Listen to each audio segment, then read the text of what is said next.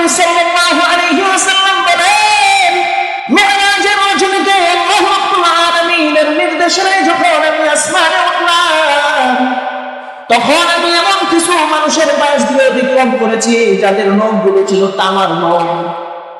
আল্লাহ নবী সাল্লাল্লাহু আলাইহি ওয়াসাল্লাম বলেন, এই মানুষগুলো তাদের তামার নখ দিয়ে ইয়াখমাশুনা উজুহাহুম ওয়া সুদুরহুম, তাদের তামার নখ দিয়ে তাদের চেহারাগুলো এবং তাদের সুদুরহুম, তাদের বুকগুলো এভাবে টেনে খামচ দিয়ে ছিঁড়তেছে, চেহারা চামড়াগুলো টেনে টেনে ছিঁড়তেছে। আমি যখন এই দৃশ্য দেখলাম, ফাকুলতু মান হাউলাই ইয়া জিবরিল, আমি হযরত জিবরিল আমার পাশে ছিল, আমি তাকে জিজ্ঞেস করলাম, ও জিবরিল, এই সমস্ত লোকগুলো কারা যারা নিজের লোকগুলো দিয়ে তাদের নিজেদের চেহারা এবং বুকের চামড়াগুলো টেনে টেনে ছিঁড়তেছে, এরা কারা? আল্লাহ নবী সাল্লাল্লাহু আলাইহি ওয়াসাল্লাম যখন জিজ্ঞেস করলেন, হযরত জিবরিল এবার উত্তর দেয়, হাউলাইল্লাযীনা ইয়াকুলুনা লুহুমান নাস। আল্লাহ নবী সাল্লাল্লাহু আলাইহি ওয়াসাল্লাম বলেন, ও এরা হলো ওই সমস্ত লোক যারা মানুষের গোশত টেনে ছিঁড়ে ছিঁড়ে খেয়েছে। আল্লাহ নবী বলেন, ওয়াকাউনা ফি আওয়াজিহিম, এবং মানুষের পিছনে মানুষের বদনাম করে বেরিয়েছে, এরাই হলো ওই সমস্ত লোক। নাউজুবিল্লাহ। আলহামদুলিল্লাহ, আল্লাহ তাআলার নিঃস্বার্থ দরবারে অসংখ্য শুকরিয়া আদায় করছি যে মহান আল্লাহ তাআলা আমাদেরকে ভালোবাসে, মহব্বত করে আল্লাহর ঘর মসজিদে আসার বসার তৌফিক দান করেছেন। এই জন্য অন্তর থেকে আবেগ করা ভালোবাসা নিয়ে উচ্ছ্বসিত কণ্ঠে সকলে মিলে বলে আলহামদুলিল্লাহ। সম্মানিত হাজিরিন, আজকে আমরা আলোচনা করব গীবত, পরিচয় এবং পরিণাম, এই বিষয়ে আমরা আলোচনা করার চেষ্টা করব। আল্লাহ তাআলা আমাদেরকে ইখলাসের সাথে আমলের নিয়তে বলবার এবং শুনবার তৌফিক দান করেন, চিল্লায়ে বলেন আমিন। সম্মানিত হাজিরিন, অন্তরের যে রোগগুলো আছে সেই রোগগুলোর মধ্যে অন্যতম একটা রোগ হচ্ছে গীবত, পরনিন্দা, চুগলখড়ি। এটা আমাদের অন্তরের বড় এক রোগ। গীবত না করলে আমাদের পেটের ভাত হজম হয় না, গীবত না বললে আমাদের ঘুম হয় না, গীবত না বললে আমাদের একটা ঘন্টা, একটা দিন, একটা সপ্তাহ অতিবাহিত হওয়া অসম্ভব। এটা সম্ভবই না। কথা বলেন ঠিক কিনা? কথা বল। আল্লাহ রাব্বুল আলামিন সূরা হুজুরাত 12 নম্বর আয়াতের মধ্যে আল্লাহ তাআলা বলেছেন, ইয়া আইয়ুহাল্লাযীনা আমানু ইজতানিবু কাসীরাম মিনাজ-যন্ন ইন্না বা'দাল-যন্নি ইসমুন ওয়া লা তাজাসসাসু ওয়া লা ইয়াগতাব বা'দুকুম বা'দা। আল্লাহ তাআলা বলেন, হে ঈমানদারেরা, ইজতানিবু, তোমরা বেঁচে থাকো, কাসীরাম মিনাজ-যন্ন, মানুষের প্রতি খারাপ ধারণা করা থেকে তোমরা বেঁচে থাকো। কারণ ইন্না বা'দাল-যন্নি ইসমুন, মানুষের প্রতি বেশি বেশি খারাপ ধারণা করা এটা গুনাহ। ওয়ালা তাজাসসাসু, মানুষের পিছনে গোয়েন্দাগিরি করতে যাও না, মানুষের পিছনে গোয়েন্দাগিরি করো না। ওয়ালা ইয়াগতাব বা'দুকুম বা'দা, এবং একে অপরের গীবত করো না। তাহলে আল্লাহ তাআলা এখানে তিনটা জিনিস থেকে বিরত থাকার আদেশ দিয়েছেন। কয় জিনিস? সবাই যদি ঘুমান নিজ দিকে ছায়া ছায়া, তাহলে আমি আর কি করবো? আমিও ঘুমাই। সবাই আমার দিকে তাকান, নিজ দিকে তাকানো জায়েজ নাই। বয়ানের সময় আমার দিকে তাকায় থাকতে হবে।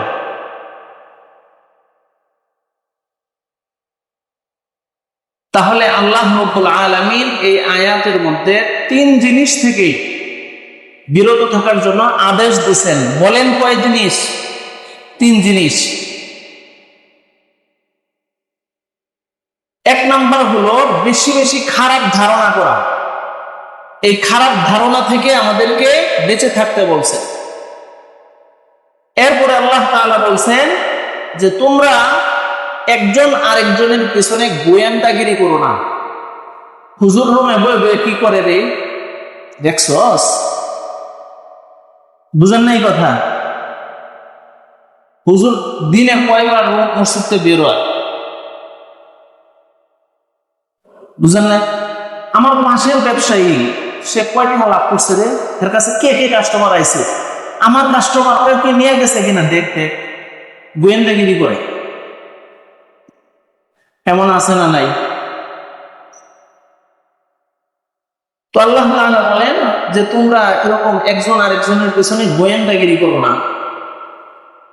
3 নাম্বার, তোমরা একজন আরেকজনের চুগলখড়ি করো না। এই 3 জিনিস থেকে আল্লাহ তাআলা আমাদেরকে বলছেন যে তোমরা বেঁচে থাকো। এবং শেষ যে 3 নাম্বারটা, এই 3 নাম্বারটা আল্লাহ তাআলা বিশেষভাবে বলতেছেন।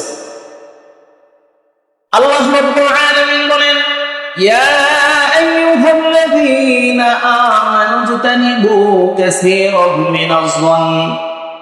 আল্লাহ তাআলা বলেন, বান্দা তুমি, ও ঈমানদার আমার বান্দা, তুমি খারাপ ধারণা থেকে বেঁচে থাকো। খারাপ ধারণা এটা একটা গুনাহ।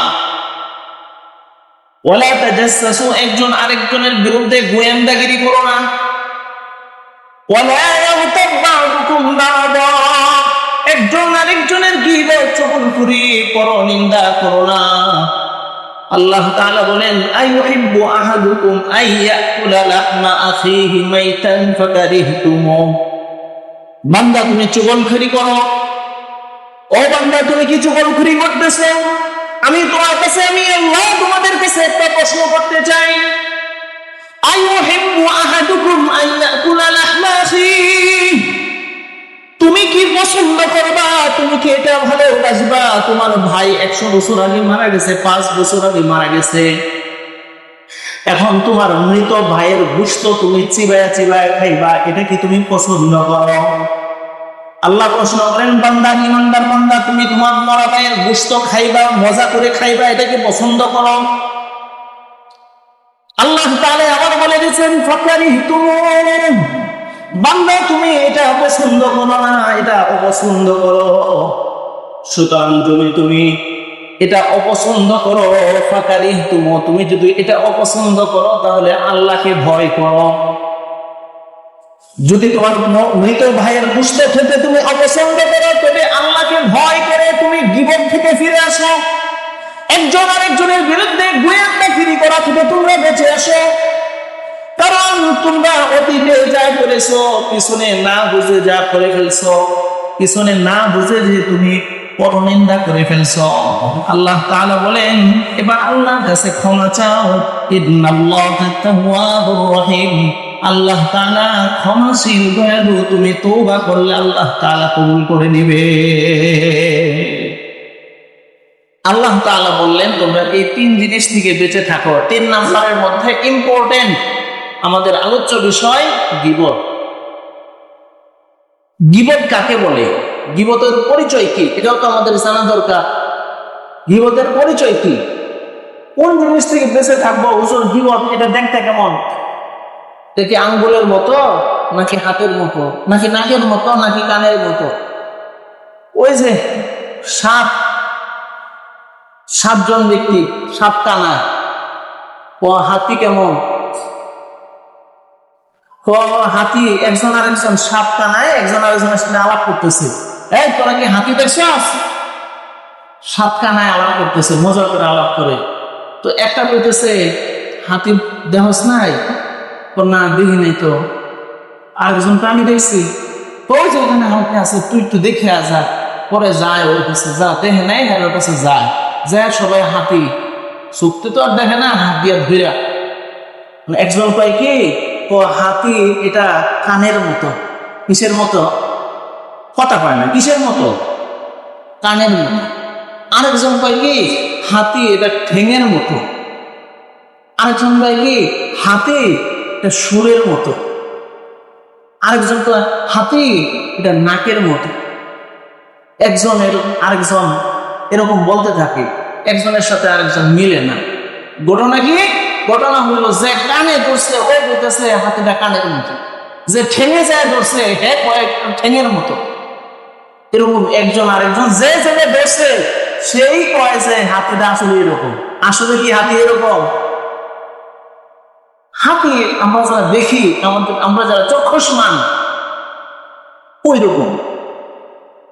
তো গীবত এটা কি জিনিস পরিচয় দিতেছে আল্লাহ নবী সাল্লাল্লাহু আলাইহি ওয়াসাল্লাম বুঝাইতেছেন, তোমরা গীবত থেকে বাইসে থাকবা। তো গীবতটা কেমন?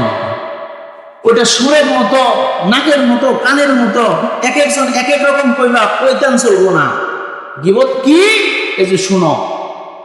এবার নবীজি সাল্লাল্লাহু আলাইহি ওয়াসাল্লাম সাহাবায়ে কেরামকে ডাক দিয়ে বলে, আতাদরুনা মাল গীবা, তোমরা কি জানো গীবত কি জিনিস? গীবত কোন জিনিসকে গীবত বলা হয়? এবার আল্লাহ নবী সাল্লাল্লাহু আলাইহি ওয়াসাল্লামের সাহাবায়ে কেরাম বলতেছেন, ক্বালু আল্লাহু ওয়া রাসূলুহু আ'লাম, আল্লাহ এবং তার রাসূল অধিক ভালো জানেন আসলে গীবত কি জিনিস। সাহাবায়ে কেরামের একটা অভ্যাস ছিল এটা, যে কোনো কিছু যদি নবীজি জিজ্ঞেস করতেন এটা জানার কেমন, জানলেও বলতেন, সাহাবায়ে কেরাম জানলেও বলতেন আল্লাহ এবং তার রাসূল ভালো জানেন। নিজেরা পণ্ডিতি করে বলতেন না যে এটা এরকম। এখন তো এটাই চলে, হুজুর মাসালা হওয়ার আগেই মাসালা হুজুরকে দিতে থাকি, হুজুর এটা না ওইটা ওইটা, আমি ইউটিউবে দেখছি, ফেসবুকে দেখছি। বুঝেন নাই কথা? হ্যাঁ, এই ঘটনা ঘটে। হুজুরের চাই হ্যাঁ বেশি জানে, হুজুরের আগে কইলে তার ক্রেডিটটা বাইরে যায়, সে তো বড় আলেম, মুফতি সাহেব। এমন মানুষ আমাদের সমাজে আছে না নাই? জোরে কোন? তো নবীজি সাল্লাল্লাহু আলাইহি ওয়াসাল্লামের সাহাবায়ে কেরাম থেকে এটা শিক্ষা নেওয়া, যে আলেমদের কাছে গিয়ে জিজ্ঞেস করা যে হুজুর এটা কেমন, জানলেও তাদের সামনে প্রকাশ না করা, যদি ভুল হয় তাহলে ধরায় দেওয়া, সেটা ভিন্ন আলাপ, কিন্তু নিজের পণ্ডিতি আলেমদের সাথে না করা। সম্মানিত হাজরিন, এবার সাহাবায়ে কেরাম বলতেছেন, ইয়া রাসূলুল্লাহ আল্লাহু ওয়া রাসূলুহু আ'লাম, আল্লাহ এবং তার রাসূল ভালো জানেন যে আসলে গীবত কি জিনিস। তখন নবীজি সাল্লাল্লাহু আলাইহি ওয়াসাল্লাম বলেন, যিকরুকা আখাকা মা ইয়াকরাহু, তুমি তোমার ভাইয়ের এমন বিষয় নিয়ে আলাপ করবা যে বিষয়টা তোমার ভাই শুনলে অপছন্দ করবে, যে তুমি তার এই বিষয়টা নিয়ে আলাপ করছো। বুঝেন নাই কথা? আপনি একজনের এমন বিষয় নিয়ে আলাপ করবেন যে বিষয়টা সে যদি শুনে যে আপনি তার এই বিষয়টা নিয়ে আলাপ করছেন, তাহলে সে খুশি হবে না, সে মনে কষ্ট পাবে। এটাকে বলা হয় গীবত। এবার সাহাবায়ে কেরাম প্রশ্ন করলেন, কিলা আফারাআইতা ইন কানা ফি আখি ইয়া রাসূলুল্লাহ মা আকুলু ইয়া রাসূলুল্লাহ, আমার ভাইয়ের মধ্যে যেই জিনিসটা আছে ওই জিনিসটা নিয়ে যদি আমি আলাপ করি, সে কষ্ট পাবে বুঝলাম, কিন্তু তার মধ্যে এই জিনিসটা আসলে আছে, আমি ওই বিষয়টা নিয়ে আলাপ করছি, তাহলে ওকে গীবত হবে? নবী সাল্লাল্লাহু আলাইহি ওয়াসাল্লাম বলেন, ইন কানা ফীহি মা তাকুলু ফাকাদ ইগতাবতাহু, তার মধ্যে যেই বিষয়টা আছে ওই বিষয়টা নিয়ে আলাপ করলেই তুমি গীবত করলা। আর যদি যে বিষয় নিয়ে আলাপ করছো ওইটা যদি তার মধ্যে না থাকে, নবীজি বলেন ফাকাদ বাহাত্তাহু, তাহলে তুমি তাকে অপবাদ দিলা, এটা বড় মারাত্মক জিনিস। তাহলে আমার মধ্যে যদি একটা দোষ থাকে, এই বিষয়টা নিয়ে যদি আপনি আলাপ করেন, এটাই গীবত। আর যদি আমার ভিতরে ওই জিনিসটা না থাকে, তাহলে এটা হলো অপবাদ, এটা আরো বড় মারাত্মক জিনিস। তাহলে এক ভাই আরেক ভাইয়ের বিরুদ্ধে আমরা গীবত করব, কথা বলেন? তাহলে একজনের বিরুদ্ধে আরেকজন আমরা গীবত করব না। মসজিদে আইলেও দেখা যায় যে দুইজন মিলে আলাপ করতেছে, গল্প করে, দুইজন মিলে গল্প করে। কি গল্প করে? আজকে তো মুয়াজ্জিন সাহেব আজানটা 1 সেকেন্ড পরে দিছি, আজকে তো হুজুর আইতে আইতে 10 সেকেন্ড দেরি করছে। কথা বলেন, আছে না নাই? এই নিয়ে আলাপ করে। আজকে তো হুজুর যে জামাটা পড়ছে এটা তো টাকন কতটুকু উপরে পড়ছে, কি জুলাটা পড়ছে। দোকানে যায়, পাশের যে দোকানদার, সেই সারাদিন তার বিরুদ্ধে একটা না একটা বলতেই থাকে। একসাথে চাকরি করে, এখন আরেকজনের বিরুদ্ধে সে বলতেই থাকে। এমন আছে না নাই? এটাই কি, যদি তার মধ্যে থেকে থাকে এটাই বিপদ, আর যদি না থাকে তাহলে এটাকে কি বলা হয়? অপবাদ। দেখি কি বলে? কথা বলে অপবাদ। সম্মানিত হাজিরিন, এই যে আয়াত পড়লাম, ইয়া আইয়ুহাল্লাযীনা আমানু ইজতানিবু কাসীরাম মিনাজ যন্ন, এই আয়াতের একটা শানি নজুল আছে, একটা ঘটনা আছে, একটা প্রেক্ষাপট আছে। প্রেক্ষাপটটা কি? ইমাম বগবী রাহমাতুল্লাহি আলাইহি তার কিতাবের মধ্যে লিখছেন, একবার এক সফরে হযরতে সালমান ফারসিকে দুইজন সাহাবীকে হযরতে সালমান ফারসি রাদিয়াল্লাহু তাআলা আনহুকে দুইজন সাহাবীর সাথে খাদেম হিসেবে দেওয়া হয়েছে। খাদেম হিসেবে দেওয়ার পরে তারা পথের মধ্যে এক জায়গায় যাইতেছে, যাওয়ার পরে তো এক জায়গায় যাত্রা বিরতি করছে, এক জায়গায় থামছে।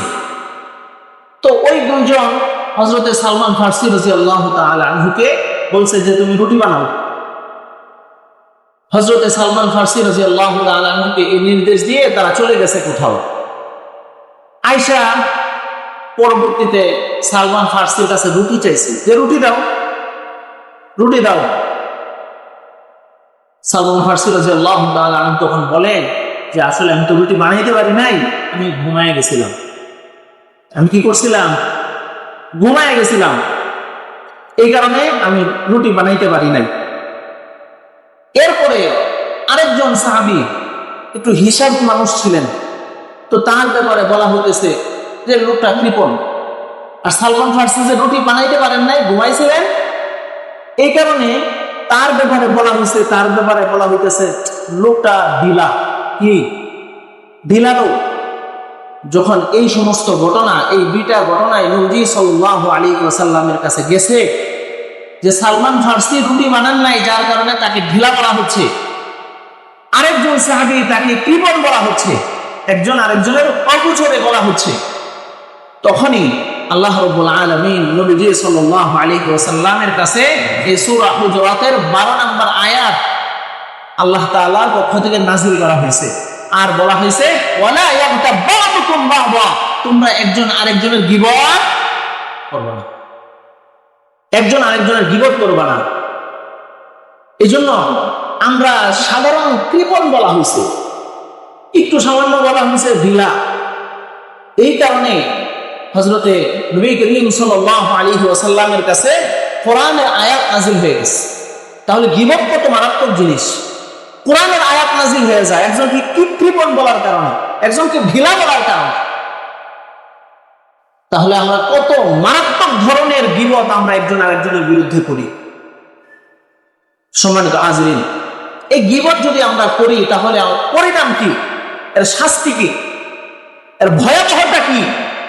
হযরত ইবনে ওমর রাদিয়াল্লাহু তাআলা আনহু বর্ণনা করেছেন, তিরমিজি শরীফের 2032 নম্বর হাদিস, নবীজি সাল্লাল্লাহু আলাইহি ওয়াসাল্লামের ব্যাপারে বলা হচ্ছে সুইলা রাসূলুল্লাহ সাল্লাল্লাহু আলাইহি ওয়াসাল্লাম আলাল মিম্বার, একদিন আল্লাহর নবী সাল্লাল্লাহু আলাইহি ওয়াসাল্লাম মসজিদের মিম্বরের মধ্যে আরোহণ করেছেন। ফানাদা বিসাউতিন রাফিইন, আর নবীজি সাল্লাল্লাহু আলাইহি ওয়াসাল্লাম তখন চিৎকার দিয়ে ডাক দিয়ে বলছেন, ইয়া মাশারা মান আসলামা বিলিসানিহি, হে ওই সমস্ত লোক যারা জবানের মাধ্যমে তোমরা ইসলামের স্বীকৃতি দাও, যারা বলো যে আমি মুসলমান, এই কথা যারা বলো ওই সমস্ত লোকেরা শুনে নাও, শুনে রাখো। আলাম তুফদিল ঈমানু ইলা কলবিহি, জবানে বলছো যে তোমাদের ঈমান আছে, তোমরা মুসলমান, কিন্তু এখনো তোমাদের অন্তরের মধ্যে ঈমান প্রবেশ করে নাই।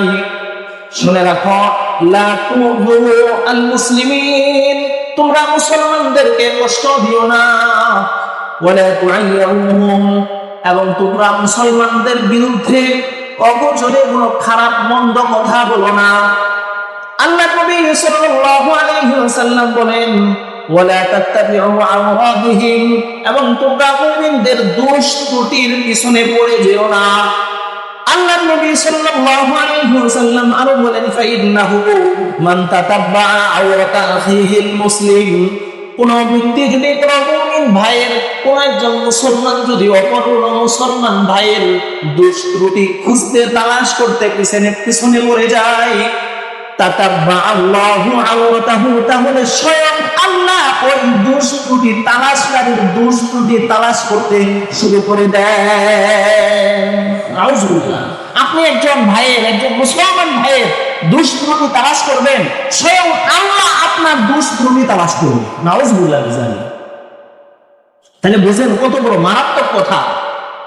আল্লাহ নবী সাল্লাল্লাহু আলাইহি ওয়াসাল্লাম আরো বলেন, ওমান তাতাব্বা আল্লাহু আওরাতাহু ইয়াফতাহু ওয়ালাউ ফি জাওফি রাহিলিহি। আল্লাহ নবী সাল্লাল্লাহু আলাইহি ওয়াসাল্লাম বলেন, কোন ব্যক্তির দোষ ত্রুটি যদি স্বয়ং আল্লাহ তালাশ করতে শুরু করে দেন, তাহলে স্বয়ং আল্লাহ ওই ব্যক্তিকে সমাজের মধ্যে অপমানিত অপদস্থ করেন। সে যদি গর্তের ভিতরেও থাকে, আল্লাহ তাআলা তাকে অপদস্থ করে ছাড়েন। নাউজুবিল্লাহ। গর্তের মধ্যে যদি আপনি লুকিয়ে যান, তবু আল্লাহ তাআলা আপনাকে অপদস্থ করেই ছাড়বেন। আপনাকে আল্লাহ তাআলা অপমান করবেন, অপদস্থ করবেন। সম্মানিত হাজির, নবীজি সাল্লাল্লাহু আলাইহি ওয়াসাল্লাম বলতেছেন, হযরত ইবনে ওমরের একটা ঘটনা। হযরত ইবনে ওমর রাদিয়াল্লাহু তাআলা আনহু قال ونظر ابن عمر يوما الى البيت او الى الكعبه। শুনো হে কাবা, তুমি শোনো।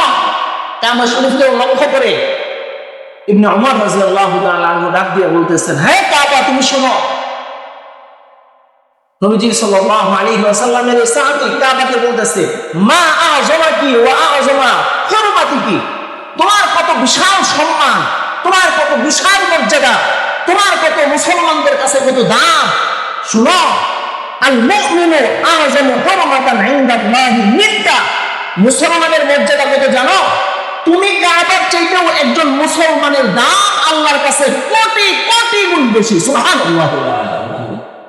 আল্লাহর কাছে কাবা শরীফের চাইতেও মুমিনের সম্মানের দাম আল্লাহর কাছে বেশি। সুবহানাল্লাহ। তাহলে একজন গুনাহগার মুমিনের দাম যদি আল্লাহর কাছে এত বেশি হয়, তাহলে কার দোষ বর্ণনা করতেছেন আপনি? কার গীবত আপনি করতেছেন? কার পিছনে আপনি ছুটতেছেন? কাবা শরীফের চাইতে দামি যার দাম, তার গুণগান করতেছেন। একটু চিন্তার বিষয়।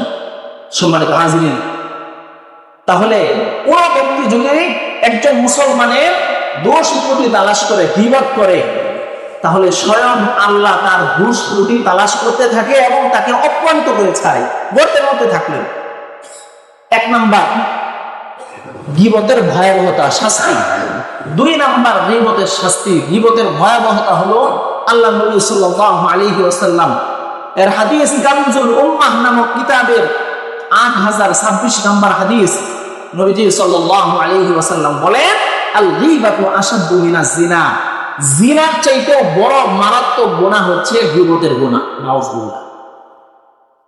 দেখেন, কেউ যদি জিনা করে আর আমরা যদি জানি যে এই লোকটা জিনা করছে, তাহলে তার সাথে কথা বলতে ঘৃণা লাগে। কথা বলেন ঠিক কিনা? তার প্রতি তাকাইলেও ঘৃণা লাগে, তার দেখলেও ভালো লাগে না। কিন্তু যে ব্যক্তি গীবত করতেছে, সে কিন্তু আমার প্রিয় বন্ধু। কথা বলেন ঠিক কিনা? আমার কাছে যে লোকটা, দেখবেন সমাজের মধ্যে কিছু মানুষ আছে এই কারেন্টের মতো, একবার হের কাছে যায়, হের কাছে যায়, ওর কাছে যায়, সবার কাছে গিয়া গিয়া পিন লাগায়।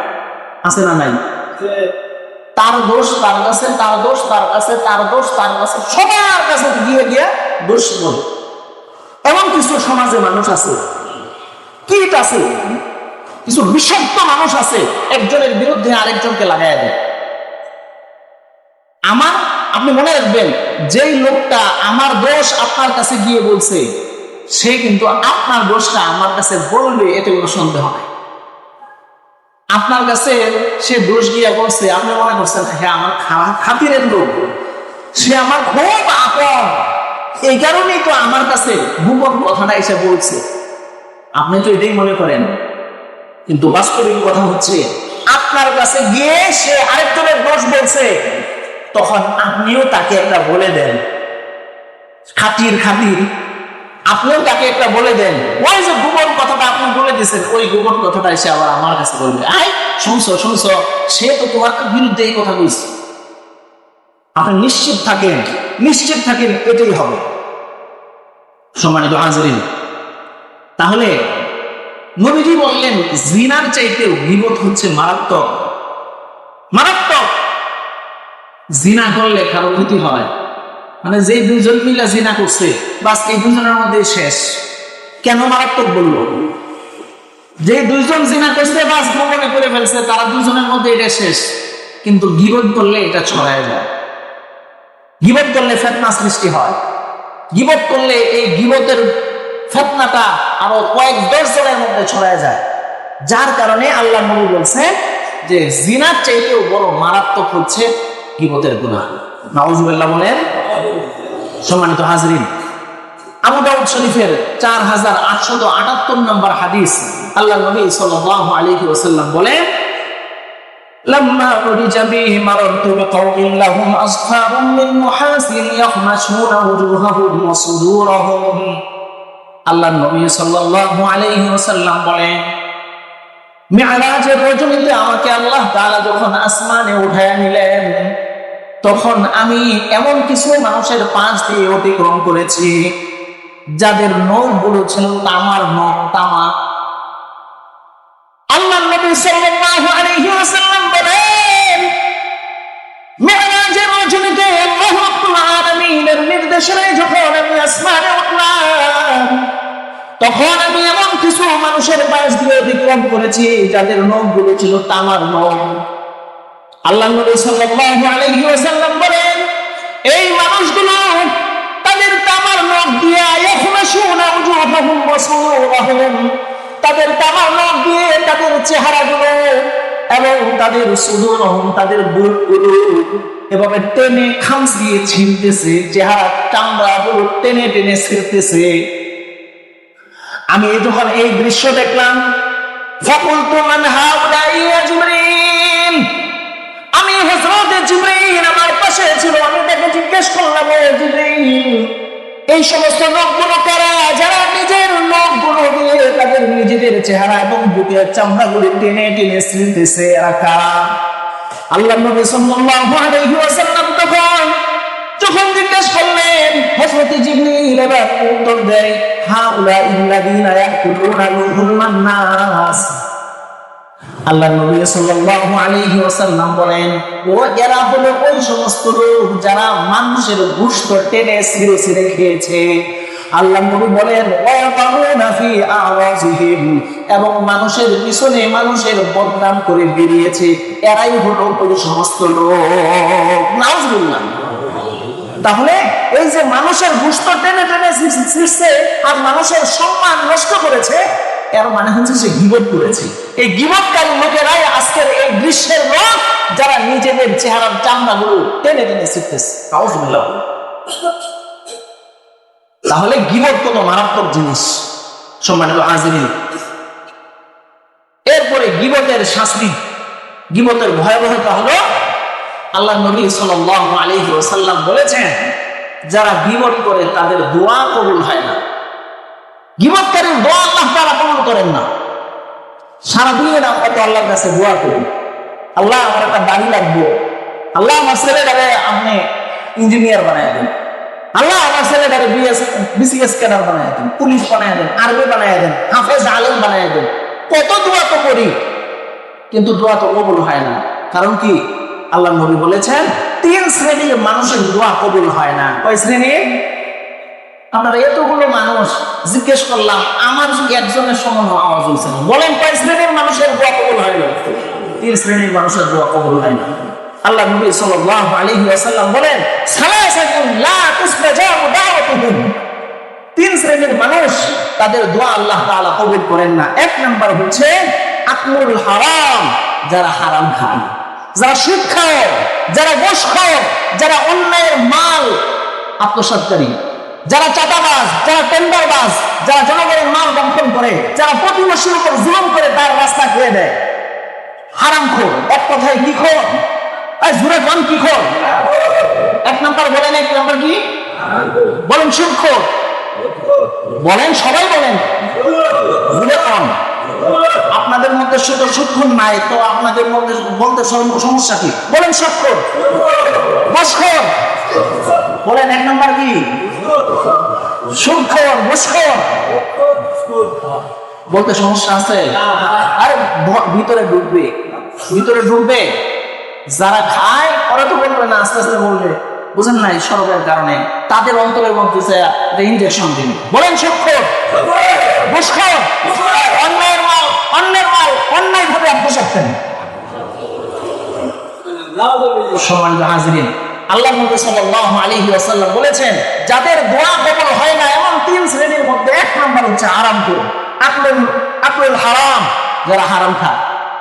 2 নাম্বার মিকসারুল গীবা, যারা বেশি বেশি গীবত করে, যারা বেশি বেশি কি করে? গীবত করে। আমরা সবাই, আমি সহ এই গীবতের অন্তর্ভুক্ত। আমরা সবাই এটার মধ্যে আছি, কেউ এটা থেকে মুক্ত না। কত ভয়াবহ জিনিস! আমি তো আলোচনা করতেছি, প্রথমে নিজেকে আলোচনা করতেছি, তুই ঠিক কর, এরপরে তো আপনারা। এই জন্য আমরা গীবত ছেড়ে দেবো ইনশাআল্লাহ।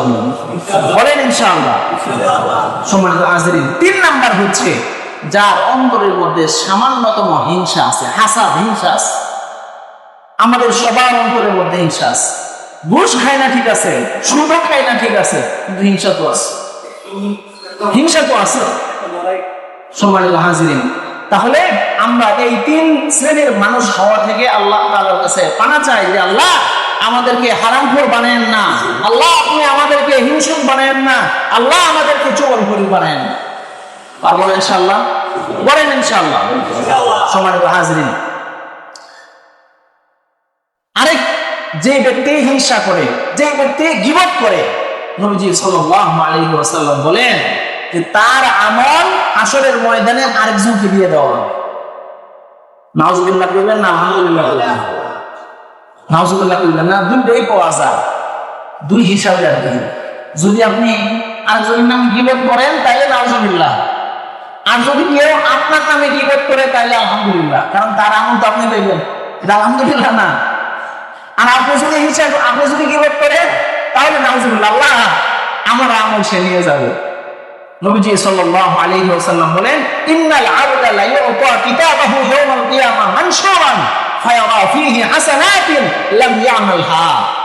হাসরের ময়দানে কিছু মানুষ হাসরে উঠবে, ওঠার পরে তারা এমন কিছু আমল দেখবে, এমন কিছু হাসানা সওয়াব দেখবে, যে সওয়াবগুলো দেখার পরে আল্লাহকে বলবে, আল্লাহ লাম আমালহু, এগুলো তো করি নাই, আমি তো এই আমল করি নাই, এই সওয়াব কোথা থেকে আসলো?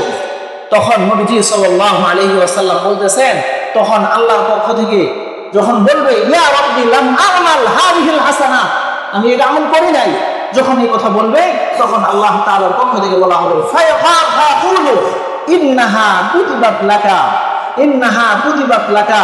নবীজি সাল্লাল্লাহু আলাইহি ওয়াসাল্লাম বলেন যে এই সমস্ত আমল তোমাকে দেওয়া হয়েছে, ওই সমস্ত আমলগুলো যারা তোমার গীবত করেছিল তার আমলগুলো আজকে তোমাকে দিয়ে দেওয়া হয়েছে। সুবহানাল্লাহ। এটাও ঠিক আছে, মানে উনি গীবত করে না, ওনার গীবত মানুষে করে। আর আপনি যদি করেন তাহলে আপনার আমল যার করলেন সে নিয়ে যায়। হাদিস। সম্মানিত হাজিরিন, আল্লাহ নবী সাল্লাল্লাহু আলাইহি ওয়াসাল্লাম, গীবত এত মারাত্মক জিনিস, নবীজি সাল্লাল্লাহু আলাইহি ওয়াসাল্লাম বলেন, কেউ যদি মারা যায়, মৃত ব্যক্তি মানুষের, মৃত মানুষের গীবত তোমরা করবা না। যারা মারা যায় তাদের শুধুমাত্র সুনাম করো, সুনাম করো, ভালো কাজগুলো বলো। আল্লাহ নবী সাল্লাল্লাহু আলাইহি ওয়াসাল্লাম আরো বলেন, ওয়াকুফু আন মাসাইহি, তাদের খারাপ আমন্ত্রণ যে আছে এগুলো বলবা না, একদম বলবা না। সম্মানিত হাজিরিন, কিন্তু কিছু মানুষের বিপদ করা জায়েজ আছে শর্ত সাপেক্ষে। এক নাম্বার কোন ব্যক্তি যদি জুলুম করে, আপনার উপর কেউ জুলুম করতেছে, তাহলে তার জুলুমের বিচার দায়ের করতে গিয়ে তার বিরুদ্ধে বলতে হবে এটা গীবত, এটা জায়েজ আছে। দেখি আছে, জায়েজ আছে। 2 নাম্বার, কারো সংশোধন উদ্দেশ্য, এই সংশোধন উদ্দেশ্য নিয়ে যে সংশোধন করার ক্ষমতা রাখে তার কাছে গিয়ে বলা যে সে এই কাজটা করতেছে, তার সংশোধন হওয়া দরকার, আপনি সংশোধন করে দিন। চেয়ারম্যানের কাছে গিয়ে বললেন, আপনি দিলে তো আপনি যদি করতে যান তাহলে আপনার তো মারি খাবেন, আপনার তো ক্ষমতা নাই, এই জন্য চেয়ারম্যান সাহেবের কাছে গিয়ে বলেন, এটাও গীবত, এটা জায়েজ আছে। সংশোধনের উদ্দেশ্য নিতে হবে। আবার সংশোধনের উদ্দেশ্যে এমন কারো কাছে বলতে হবে যে সংশোধন করার ক্ষমতা রাখে, যে ক্ষমতা রাখে না তার কাছে বলা যাবে না। সম্মানিত হাজিরিন, এরপরে ফতোয়া জানার জন্য গীবত করা জায়েজ আছে। একজন বউ ছেড়ে দিছে, বউ ছাড়ার ক্ষেত্রে পয়সা 14টা কটা আমাদের কাছে আসে, হুজুর রাগে তালাক দিচ্ছে, কি দিছে? রাগে তালাক দিছে। তালাক শুনছি তো রাগে তালাক দিলে তার হয় না, হুজুর রাগে তালাক দিছে, এখন কি করণীয়? এই জীবনে শুনছেন কেউ আইসে কয় তালাক কয়, জীবনে শুনছেন? তো সবাই তো রাগেই তালাক দেয়, কেউ তো হাসি খুশিতে তালাক দেয় না। মাথা ঠিক থাকলে কেউ তালাক দেয় না, পাগল হয়েছে? কেউ হাসি খুশিতে তালাক দেয়। যাই হোক, এখন তার মাসালাটা জানার জন্য এবার আলেমের কাছে গেছে, এটা জায়েজ আছে। সম্মানিত হাজিরিন, এরপরে কেউ প্রকাশ্যে অপরাধে লিপ্ত আছে, যেমন বড় ডেস্ক বাজাইতেছে, এলাকার মানুষের অবস্থা খুব খারাপ, রাত্রে ঘুমাইতে পারে না, অসুস্থ মানুষ থাকে না, এই মাঝে মাঝে আমি শুনি রাত্রে ঘুমও ডিস্টার্ব হয়, অসুস্থ মানুষ থাকে, বৃদ্ধ মানুষ থাকে, বাচ্চারা থাকে, এগুলো ডিস্টার্ব হয়, প্রকাশ্য অপরাধে লিপ্ত। এবার যারা এই অপরাধ দমন করতে পারবে, সমাজপতি যারা আছে, ক্ষমতাসীন যারা আছে, তাদের কাছে এর বিরুদ্ধে নালিশ দেওয়া, এইটাও গীবত, এটা জায়েজ আছে। কথা কি বুঝে আসছে? এছাড়া বাকি যা কিছু আছে সব গীবত, এগুলো আমরা গীবত করব না, নিজে করব না, আমরা আমাদের সন্তানদেরকেও গীবত শিক্ষা দিব না। বলেন ইনশাআল্লাহ, জোরে বলেন ইনশাআল্লাহ, পারবেন ইনশাআল্লাহ। আল্লাহ তাআলা আমাদের সবাইকে গীবত থেকে হেফাজত করেন।